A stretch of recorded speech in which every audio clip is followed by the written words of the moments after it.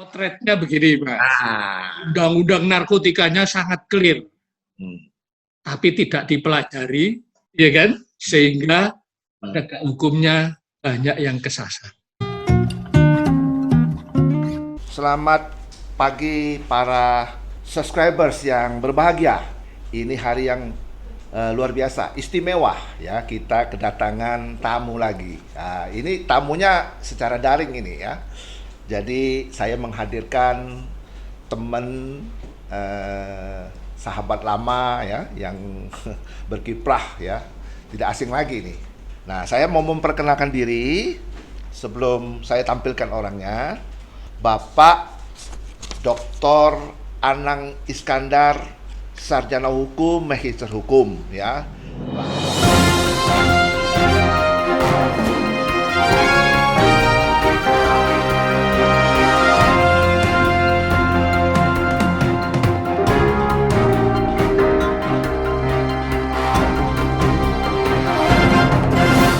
Beliau ini angkatan tahun 82, jadi seangkatan kalau nggak salah sama saya punya sahabat juga namanya Pak Badrodin Haiti. Ini koncoan ini. Maka tuh beliau ini sama-sama terus itu. Nah, sebelum itu saya mau memperkenalkan diri. Ini track recordnya kalau saya bacakan mungkin 3 hari 4 malam nggak kelar. Tapi saya mau ngomong yang poin-poinnya aja. Beliau dulu waktu berkarir di kepolisian pernah menjabat sebagai Kapolres Blitar, Kapolres Kediri yang saya tahu nih, terus juga menjadi Kapolres Jakarta Timur ya. Lantas beliau juga dipromosikan jadi Kapolwil di Surabaya. Nah, ini yang saya kenal beliau di sini ya. Terus beliau juga pernah jadi pemimpin wilayah di Kapolda Jambi kalau tidak salah waktu itu. Dan setelah itu pimpinan Polri juga mempercayakan Pak Anang Iskandar ini menjadi Kadif Humas. Nah, setelah itu beliau juga dipercaya oleh pimpinan Polri menjadi kalau nggak salah jadi Gubernur Akpol waktu itu.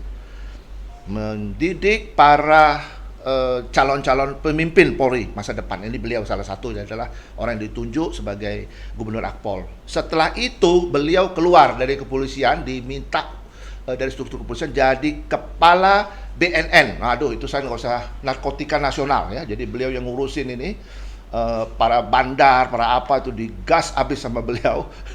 Saya akan minta dengan segala hormat beliau ini berbicara dengan kita ini mengenai narkotika. Nah, ini kan menarik kan.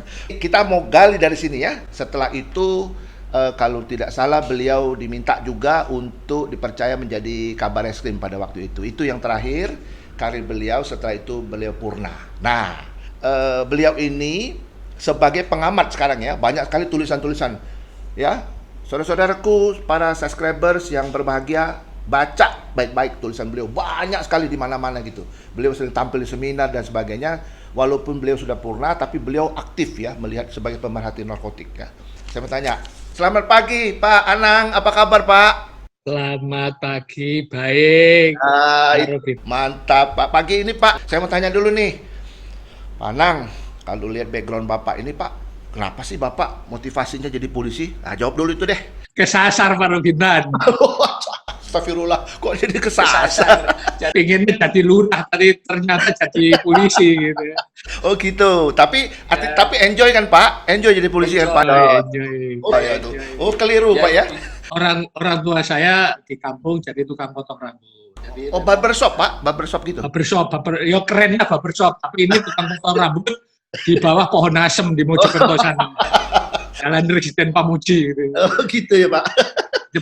Sebelah timur Pasar Anyar itu kan ada kios-kios tukang potong lah di situ di bawah pohon asem gitu. Wah menarik ini Bapak ini ternyata nyasar ini, aduh ngawur ini Jati. Nah terus selama ini sebelum Bapak komentar soal narkotik ya Pak, kejadian-kejadian yang menarik Pak. Nah kan Bapak kan saya sudah sebut jadi Kapolda Jambi, jadi Kadif Humas, jadi apa kan saya urutkan itu kan berdasarkan itu Pak eselonnya Pak. Sampai Bapak jadi Kabar Eskrim. Nah itu saya banyak bekerja di Kabar. Waktu Bapak itu saya di Biro Wasidik Pak. Jadi saya kepingin, ini terserah Pak Anang deh. Apa yang paling terkesan ketika Bapak menjabat jadi apa? Terserah Bapak pilih, jadi Kapolda boleh, terserah. Silakan, monggo Pak. Ya, sebenarnya jadi polisi itu sama saja sebuah perjalanan. Tentu juga ada goncangan dan ada senang gitu. Tapi yang paling menarik ketika jadi Kapolres Blitar zaman presidennya Gus Dur. Oh, itu Pak ya, tahun 2000 itu. Menarik. Itu saya jadi Kapolres Blitar ya, presidennya Gus Dur, masa peralihan, ya kan? Sehingga memang Blitar itu memang benderanya merah ketika itu. Ya, saya jadi Kapolres diterima dengan bendera merah gitu. Tapi presidennya Gus Dur lah itu. Iya. PKB. Memang apa namanya rawan, jadi memang ya itu terjadi gejolak politik termasuk pendarahan. Nah, pendarahan besar-besaran di berangkat pendarahan. Nah, itulah saya jadi Kapolres di sana. Oh begitu Pak ya. Selain itu apa lagi Pak? Selain itu? Nah, masa nggak ada kesan Pak? Ada, itu kasus yang besar, ya kan? Kasus yang lain ya, menurut saya pengalaman yang paling apa namanya, yang tidak apa ya, ya saya sendiri agak sedikit apa ya, agak was-was gitu ya. Nggak pernah jadi Kadif Humas, disuruh jadi Kadif Humas. Jadi corong. Jadi corong. Nah, antara bagaimana kita membela mati-matian, ya kan? Corongnya polisi dengan hati nurani gitu. Pengalaman yang tidak terlupakan lagi. Ya, mendem jeruk. Kalau jadi, loh, dulu kan pernah sebelum sudah keluar nih ke BNN, balik lagi jadi kabar eskrim. Jadi mbahnya reserse.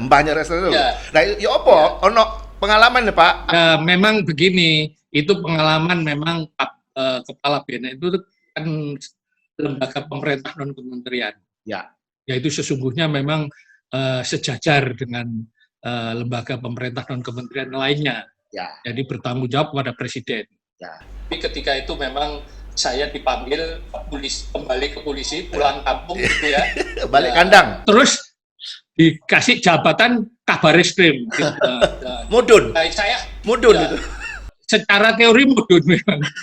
Secara protokoler mudun. Tapi itu karena saya harus pulang kampung dan saya kepingin juga pensiun di rumah saya sendiri. Jadi pensiun kan di polisi, kemudian apalagi jadi kabar eskrim gitu. Mbahnya. Ya, makanya saya tetap hormat ya, kepada semua atasan, dan saya ditawari, saya legowo turun tapi dengan penuh kebanggaan. Ya, apa ada kesan di situ? Apa? Ada nangani kasus terus, aduh pusing gitu, ada nggak? Ya, itu karena memang ada kasus melanjutkan waktu kasus Pelindo 2 kan memang ada kasus rame-ramenya kasus Pelindo 2 gitu. Jadi saya memang harus menangani kasus itu. jadi artinya Mas, selama Mas Anang jadi polisi banyak yang menarik, menjadi mateng Mas ya. Jadi ke depan jadi makin terang. Padang kata orang bilang itu Mas. Nah terus Mas, apa Mas yang menjadi tantangan terberat Mas jadi penegak hukum? Mas kan mantan penegak hukum nih. Nah apa tantangan? Jadi ini untuk bekal adik-adik Mas. Ya, tantangannya itu sesungguhnya penegak hukum itu harus punya apa ya, dari awal harus menetapkan visi ya, harus mengerti kepada masyarakat. Jadi memang godaannya itu macam-macam. Tapi godaan itu harus dipilah mulai dari awal. Kalau tidak, pasti terjerumus. Banyak yang tergoda oleh ya rayuan-rayuan setan lah gitu ya. Oh begitu. Jadi dari awal harus dipetakan, harus ditetapkan, harus jati diri, harus dipasang dulu. Itu yang paling sulit. Banyak adik-adik saya gitu kadang-kadang kita menetapkan itu sehingga terombang-ambing dalam perjalanan hidupnya. Padahal polisi itu adalah penegak hukum, ya kan? Penegak hukum itu kayak hakim, dia bertanggung jawab kepada Tuhan, gitu kan? Karena di situ dalangnya. Makanya ketika saya jadi kabar eskrim juga saya menetapkan saya penegak hukum, gitu. Dan makanya ya harus misi penegakan hukum itu harus mewakili Tuhan yang Maha Kuasa gitu. Iya. Mas, dalam perjalanan penegakan hukum itu Mas ada terasa nggak Mas? Kan kita ini jadi rahasia umum Mas, bahwa dalam penegakan hukum kan sering dimintain tolong, ya kan, itu rahasia umum. Terus ada tekanan luar internal kita, di luar seperti dari lembaga politik dan sebagainya. Itu gimana sikap Mas? Ini tip untuk adik-adik Mas. Saya selama jadi penegak hukum, jadi kabar eskrim maupun jadi kepala BNN, sikap saya sudah saya tunjukkan ketika saya masih muda. Jadi saya sudah tunjukkan, saya tidak bisa loh diintervensi gitu. Jadi sehingga saya waktu jadi Kabar Reskrim, Kepala BNN, nggak ada sih yang minta tolong sama saya hubungan dengan kasus ini supaya begini, supaya gini, nggak ada gitu. Jadi memang muka saya sudah saya pasang sejak muda memang termasuk sangar gitu. Sekarang nggak lagi begini tuh, senyum terus. Setiap hari-hari saya tetap senyum. Ketika menjadi Kapolres, Kabar Reskrim, jadi Kepala BNN tetap senyum. Tapi hati saya dalam menangani perkara memang agak kenceng gitu. Nggak kenceng, bukan agak kenceng. Itu saya kira itu di polisi ya paham itu. Tapi itu karena penting ya. Dalam diri kita itu jangan ada perasaan menyesal apapun yang terjadi. Kita tidak boleh menyesal. Waduh ini begini dulu kayak gini enggak. Itu adalah perjalanan, ya kan? Kiatnya apa? Kalau misalnya ada yang jaluk tolong, bahasa Indonesianya itu minta tolong itu dari misalnya dari luar. Apa jawabannya yang paling pantas, Mas? Minta tolong itu tetap ditolong. Jadi manusia itu tempatnya menolong orang lain. Saya menolong orang lain. Tapi menolongnya jangan sampai merugikan kepolisian dan dikonversikan dengan bentuk lain. Tolong ya, tapi begini. Nah, itu yang tidak boleh. Apalagi tolong ya, ngono ya ngono, nanging ojo semono. Lah itu yang dari awal harus punya mental begitu. Betul. Jadi menolong itu bagian daripada jiwanya seorang polisi. Polisi itu penolong, tapi nggak boleh dikonversikan dengan uang. Itu yang harus saya pegang teguh itu. Kalau yang ewu pekewu gimana, Mas? Gak enak. Kalau kita orang Jawa nih pekewu, Mas. Nolong aja. Atasan minta tolong. Iya, tapi jangan dikonversikan dengan dan lain-lain. Lain-lainnya itu. Kalau dikonversikan dengan lainnya itu sudah nggak murni nolong gitu loh. Iya, betul. Nah. Itulah yang menganggap bahwa itu saya itu termasuk keras gitu. Iya. Mas Anang, aduh ini Mas Anang jadi ceritanya, jadi saya teringat ini ada yang nanya-nanya saya tuh, nanti tolong ya kalau nanti wawancara Mas Anang tuh tanya tuh gimana kiatnya menghadapi tekanan-tekanan seperti itu. Terus jawabannya ini nih. Ini benar nih jawabannya nih. Nah, saiki kita mau melebu, Mas, masuk ke apa yang saya lagi dalam unek-unek nih di hati saya nih, baca tulisan Mas Anang Iskandar, saya merasa ada sesuatu yang mesti saya sampaikan ini, Mas. Nah, Mas ceritain dulu, Mas, apa pandangannya? Mas kan banyak nulis nih ya. Iya. Apa yang menjadi view-nya Mas Anang potret hukum narkotika di Indonesia secara umum, tegas, jelas, singkat, dan padat? Silakan, Mas. Potretnya begini, Mas. Undang-undang narkotikanya sangat clear. Tapi tidak dipelajari, ya kan? Sehingga penegak hukumnya banyak yang kesasar. Potretnya. Di penyalahguna itu menurut undang-undang dijamin mendapatkan upaya rehabilitasi, meskipun dikriminalkan, ya kan? Itu harusnya dihukum rehabilitasi, tapi kenyataannya dihukum penjara. Nah, ini sesungguhnya potret buram penegakan hukum narkotika kita. Kalau pengedar di penjara, dimiskinkan, itu memang benar. Karena dia penjahat. Punya niat jahat memperkaya dirinya sendiri. Tapi kalau penyalahguna itu korban yang dikriminalkan oleh undang-undang. Nah, dia yang menderita sakit ketergantungan narkotika. Nah, orang ini oleh undang-undang harus dihukum rehabilitasi, tapi kenyataannya dihukum penjara. Nah, ini mulai dari penyidik itu menahan, kemudian jaksa menahan, hakim menghukum penjara. Nah, bayangkan orang sakit ketergantungan narkotika terus dihukum penjara, maka tidak akan bermanfaat. Itu yang pertama. Yang kedua, nangkep penyalahguna itu lebih mudah daripada nangkep pengedar. dari segi tantangannya. Ya. Ya. Nah, kebijakan hukumnya administrasi penyalahguna dan pengedar dijadikan satu. Ya.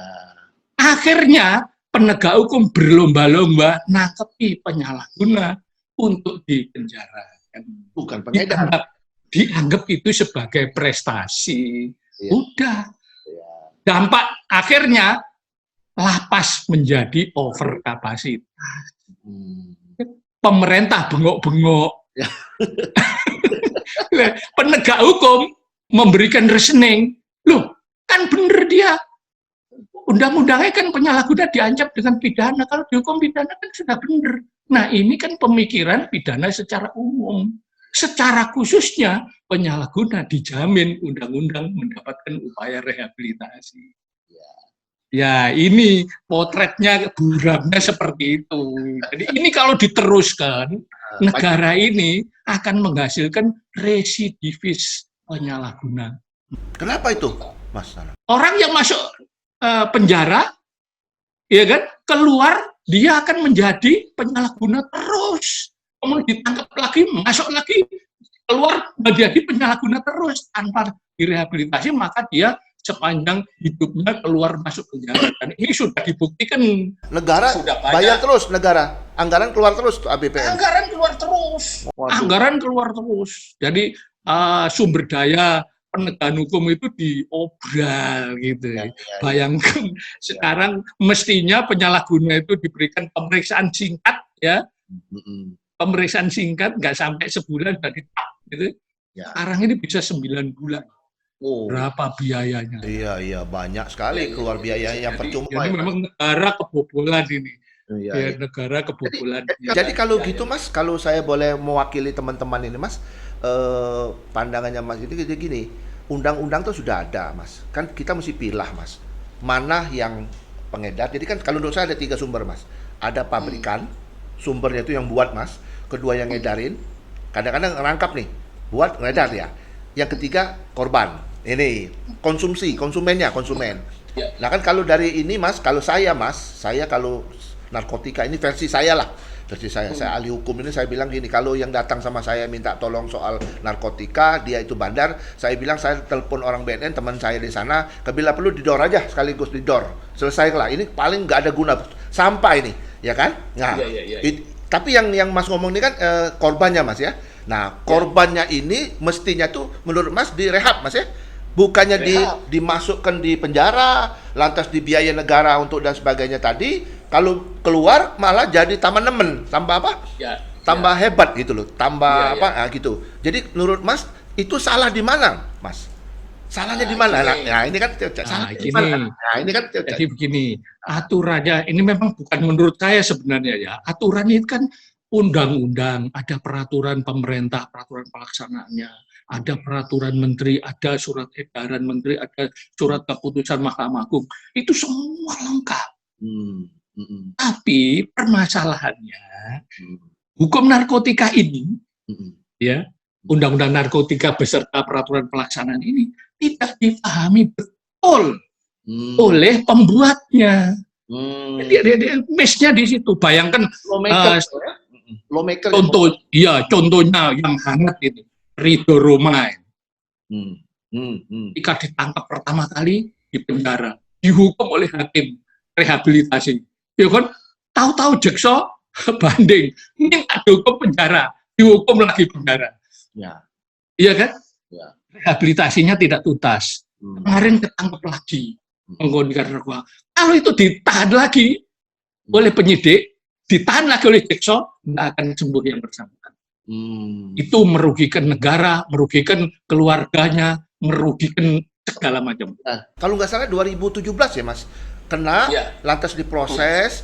Kalau nggak salah saya ngikutin tuh dia jaksa itu melakukan upaya hukum lagi, lantas dia di penjara, metu ulang lagi 2001 2012 ulang lagi. Sekarang lagi proses nih. Nggak tahu hukumannya, belum tahu nih. Persepsi yang berbeda antara pendekatan hukum dan pendekatan kesehatan. Kan penegak hukum menganggap Ridho Roma itu residivis, harus dihukum lebih berat. Tapi kalau pendekatan undang-undang narkotika Ya. ya yang berbasis kesehatan itu dia namanya relapse. Relapse itu orang sakit kambuh. Ya.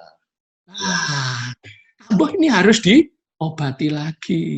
Nah, ini persepsi ini yang tidak dipahami oleh penegak hukum kita. Saya yakin Ridho ini nanti kalau di penjara lagi dia akan seperti Jennifer Dunn. Oh, ya. Seperti Isa Azhari. Ya. 4 kali loh Isa Azhari itu. Bolak balik. 4 kali. Jennifer Dunn itu ditangkap itu juga sama 3 kali. Ya. Lah Ridho ini kalau nggak direhabilitasi tuntas itu pasti akan mengulang kembali, relapse kembali. Oke, Mas, kan ke penyalahguna narkotik penyalahguna kan terbagi 2, Mas. Penyalahguna dalam arti dia sebagai pengedar, penyalahguna sebagai korban, kan gitu, Mas. Nah, apakah dalam perkembangan hukum narkotik yang saya ikutin, Mas, itu kan banyak sekali turunan-turunan psikotropika yang kok berkembang terus, ini akhirnya nggak boleh, ini nggak boleh, ini nggak boleh, ini dilarang gitu loh, Mas. Itu gimana caranya, Mas, supaya masyarakatnya teredukasi dengan benar gitu loh, Mas? Seperti itu. Sekali lagi memang undang-undang narkotika nggak dipelajari.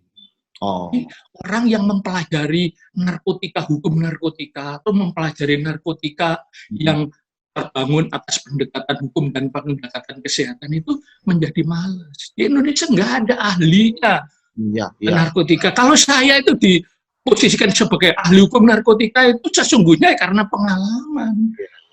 Karena saya mulai dari pencegahan, direktur advokasi, kepala BNN, kemudian saya mendalami di S3-nya, konsentrasinya, termasuk disertasinya mengenai dekriminalisasi penyalahgunaan narkotika. Gitu. Jadi ini yang menyebabkan saya mendalami betul. Tapi apa ada ahli lain? Nggak ada, gitu.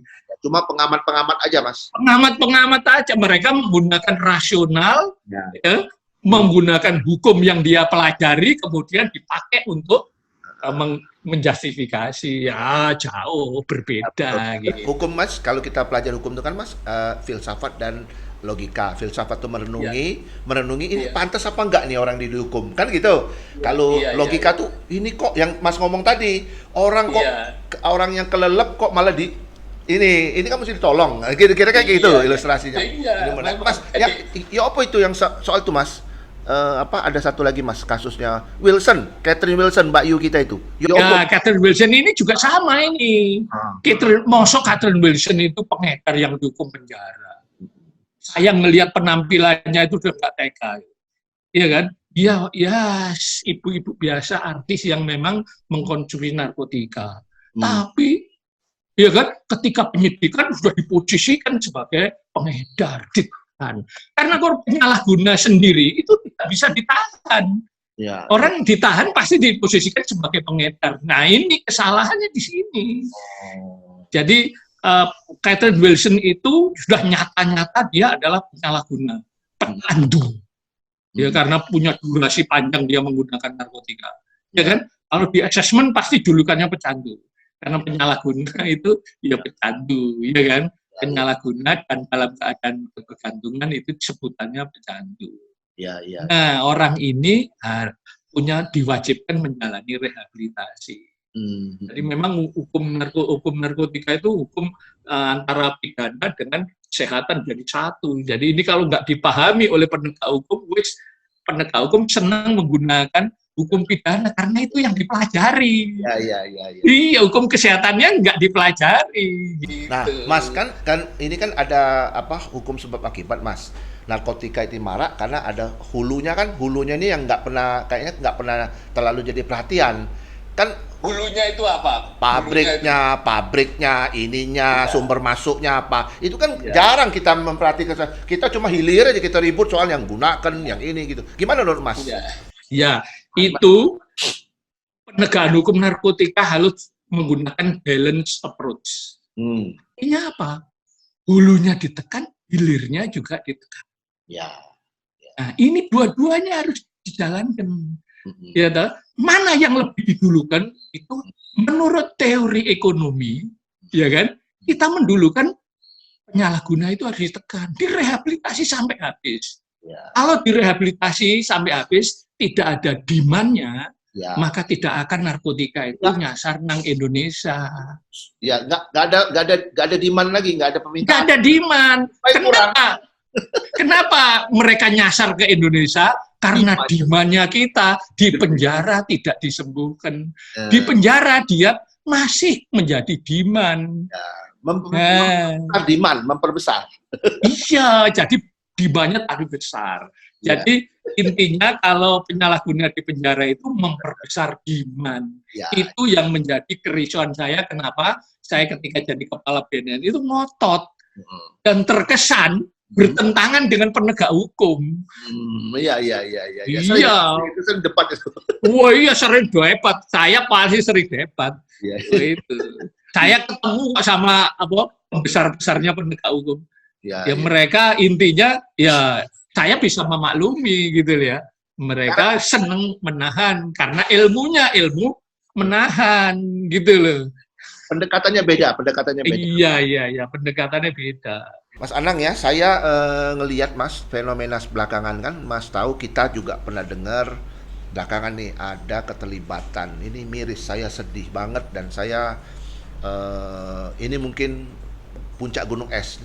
Kan 2 minggu lalu, Mas dengar kan di berita ada anggota kepolisian Kapolsek loh, Astana Anyar itu, Ibu Yuni, Kompol Yuni itu dan kawan-kawannya dan jajarannya itu sak deso, bendol deso itu.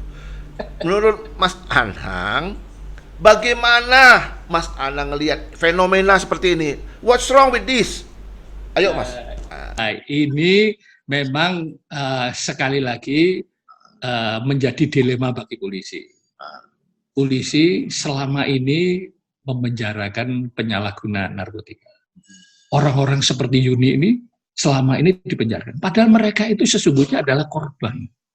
Undang-undangnya menyatakan, undang-undangnya ini, korban penyalahguna itu orang yang mengkonsumsi narkotika tidak sadar karena dibujuk, dirayu, diperdaya, dipaksa menggunakan narkotika.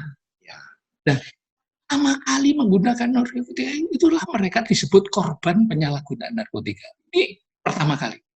Kemudian untuk kedua, ketiga kali, itu mereka disebut penyalahguna, bukan korban lagi. Nah, kalau sudah kecanduan, disebut pecandu. Nah, ini yang tidak dipahami. Ini undang-undang narkotika menyatakan begitu, tapi masyarakat apa tahu begini? Nggak ngerti. Bahwa pertama kali itu korban, terus dia akan kecanduan. Ini yang tidak dipahami. Dianggap kalau dia menggunakan narkotika, wis. Tapi kalau untuk pertama kali dia berhasil tidak ditangkap, maka untuk selanjutnya dia dalam kondisi kecanduan. Pikirannya ingin mengkonsumsi. Nah, di situ kalau ketangkap sudah bukan korban lagi, namanya penyalahguna. Nah, kalau kita menggunakan paradigma pidana umum, maka orang ini kriminal. Penyalahguna. Iya, penyalahguna, kriminal orang ini. Mesti. Iya kan? Iya, apalagi ada hubungan dengan pengedar. Itu kan membeli dan sebagainya. Wah, dijuntukan. Padahal undang-undangnya mengharamkan itu, tidak boleh. Undang-undangnya tidak boleh menyuntukan. Karena tujuan undang-undang itu penyalahguna dijamin mendapatkan rehabilitasi. Kalau pengedar diberantas jauh. Nah, ini yang tidak dipahami sungguh-sungguh. Apa dipahami sungguh-sungguh, apa sudah ngerti terus kemudian pura-pura nggak ngerti karena sudah semuanya teman-teman Republik ini memenjarakan, nggak usah dipenjara. Ya kan? Kalau kita sendiri merehabilitasi nanti aneh gitu ya kan? Nah, sudah kadung memenjarakan, jadi semua penyidik kompak memenjarakan. Taman saya tak kontrol bener, saya jadi kabar reskrim nggak boleh. Nggak boleh memenjarakan, harus direhabilitasi, tempatkan di lembaga rehabilitasi. Begitu saya pensiun, balik lagi. Jadi Mas Anang, ini kalau Mas Anang, kalau anggota kepolisian ini yang menyalahgunakan ya, saya bilang menyalahgunakan itu artinya dia korban nih. Ya kan dia coba-coba, ya namanya manusia ya, bisa aja coba-coba. Nah, menurut Mas gimana nih? Perlu nggak ada hukuman penjara, terus pecat, apa itu menurut Mas gimana tuh? Ya, saya ini menurut saya secara pidana ya itu harus dihukum rehabilitasi. Yuni itu harus dihukum rehabilitasi. Tapi secara hukum disiplin di kepolisian boleh dipecat, boleh dihukum kurungan ya di penjara, boleh, silahkan aja. Sebagai polisi, Gimana? sebagai polisi ya, dia boleh. Dia sebagai polisi harusnya sebagai polisi Yuni ini harus dihukum rehabilitasi secara pidana. Ya, oke. Karena undang-undangnya memang harus direhabilitasi. Oke. Kalau pengen detailnya ya kita harus hadapan dong ya kan. Ya kenapa kok dihukum penjara gitu? Kenapa kok dihukum rehabilitasi? Ya kan saya akan menjelaskan begini secara detail kenapa Yuni harus dihukum rehabilitasi. Itu secara pidana. Tapi kalau secara disiplin, polisi, ya kan, di lingkungan polisi, dia justru bisa dipecat, bisa dihukum penjara oleh polisi. Polisi kan punya hakim disiplin, ya kan, hukuman bisa penjara, ya kan, punya hakim disiplin, bisa dihukum penjara, bisa dipecat, gitu. Karena ini memang mempermalukan polisi bener-bener. Iya. Mestinya pengayom kok malah ngawur gitu, kira-kira gitu ya? Iya, gitu. Tapi ini tidak bisa disalahkan. Karena dia sesungguhnya korban tadi. Dia ditipu menggunakan narkotika untuk pertama kali itu, ditipu, diperdaya, atau dipaksa menggunakan narkotika. Iya. Nah, begitu kecemplung di Darno ae, wis rasakno kon. Tahu-tahu dia ketangkep. Iya. Padahal dulu kalau nggak salah, kalau menurut catatan beliau itu pernah jadi kasat narkoba di Bogor, Mas, dulu jadi nangkep-nangkepnya. Di kasat narkoba kan juga lawannya banyak, ya kan? Orang-orang yang nggak seneng banyak.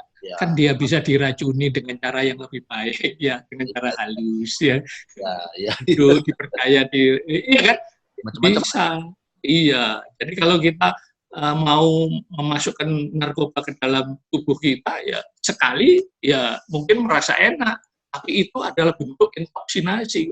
Kita tergantungan narkotika. Mau mendetok sulit, udah kalau sudah toksit kan ya masuk. Seneng. Waduh, ini ngomong-ngomong kita sudah di penghujung ini, Mas. Ini penghujung ini Anfulen, Mas. Harus dilengkapin ini. Sekarang saya mau tanya sama Mas untuk pesan dan kesan untuk para pendengar YouTube kita ini. Ini sekarang pesan ini. Jangan wong tua ngomong ambil anak-anake, kira-kira nasihatin gitu loh. Ya apa harapannya Mas Anang Iskandar untuk peningkatan sumber daya kepolisian kita dalam rangka menangani kasus-kasus kepolisian kan pintu depan, Mas, pintu depan yang menghadapi ini kan. Nah, sekarang Mas ngasih wejangan lah apa? Nah, silakan Mas. Ini momentum terbaik. Ya. Kebetulan tanggal 22 Desember tahun 2020 kemarin, Mahkamah Agung mengeluarkan ketentuan tentang restoratif justice. Ini berupa surat keputusan Mahkamah Agung. Nah, ini dengan syaratnya, jadi perkara yang masuk ke panitera itu harus dicek dulu. Kalau itu penyalahguna harus ada asesmennya. Asesmen. Selama ini Jaksa tidak pernah minta asesmen. Karena asesmen ini yang menyatakan bahwa dia pecandu, ya kan? Dengan kadar ketergantungan tertentu. Rapinya pasti rehabilitasi. Kalau tidak di asesmen, wah itu bisa dianggap sebagai pidana biasa. Oleh karena itu bersamaan dengan momentum ini, ya kan? Penyidik harus juga membenahi mentalnya. Kalau menangkap penyalahguna langsung di asesmen. Ya kan? Di asesmen kerjasama dengan BNN. Nah, gitu. Jadi kerjasama. Karena memang tugas penyidik itu memang menangkapi pengedar. Memang secara eksplisit tidak boleh, tidak dinyatakan bahwa penyalahguna itu boleh ditangkap oleh penyidik polisi. Tapi sesungguhnya tugas penyidik polisi itu adalah menangkap pengedar, bukan menangkap penyalahguna. Coba dibaca undang-undangnya. Oh, saya sudah top ini. Ya, ya. Jadi penyidik Polri ya, tugasnya itu menangkap pengedar. Pabrikan yang buat ya. Iya, menangkap penyalahguna itu boleh, tapi harus pendekatannya rehabilitatif. Ya. Itu undang-undangnya. Jadi menangkap penyalahguna itu tidak dilarang, ya kan? Ya. Tapi harus bentuknya rehabilitatif. Ya, ya. Kan di lembaga rehabilitasi. Dan itu peraturan pelaksanaannya ada, hitam atas putihnya ada, yuridisnya ada, tapi tidak dilaksanakan, gitu loh. Harapannya Mas ya opo? Kan Mas Harapannya ya ke depan ya penegak hukum baik mulai dari polisi kan pintu pertama. ya, Kalau polisinya tidak menahan, jaksa menahan, biar, ya, ya kan? Karena biar nanti dikontrol oleh masyarakat. ya, Ya, ya. gitu. Kalau jaksa polisi nggak nahan, jaksa nahan, ya kan?